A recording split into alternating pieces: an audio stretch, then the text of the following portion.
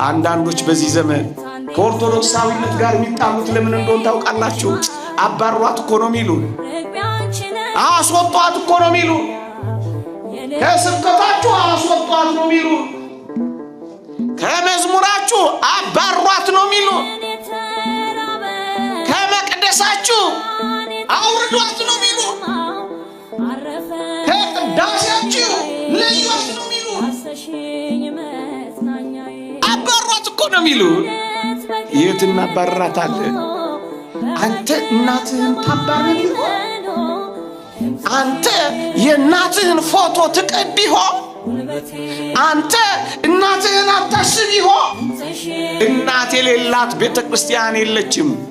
ውሃውን ወይስ ያለው የኢየሱስ እናት ብቻ ነበረች። ወይኑን ደም አድርጎ መስቀል ላይ ሲሰጥ ግን የሁላችን እናት ሆነች። እና እናቴን ከየት ነው ማስወጣልህ? ቀሚሷን ይዤ እኖራለሁ። አባራት የምትለኝ አግኝቼ ነው እኮ የሚባለው። እናትነትሽን አግኝቼ ነው እባክሽ ልይሽ እኮ ነው የሚባለው።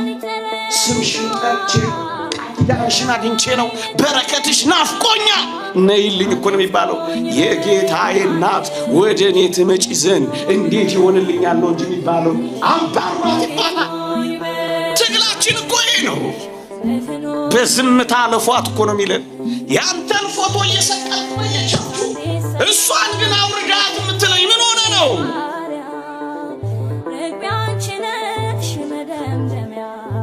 የለም እንዲህ አይነት ወንጌል የለም።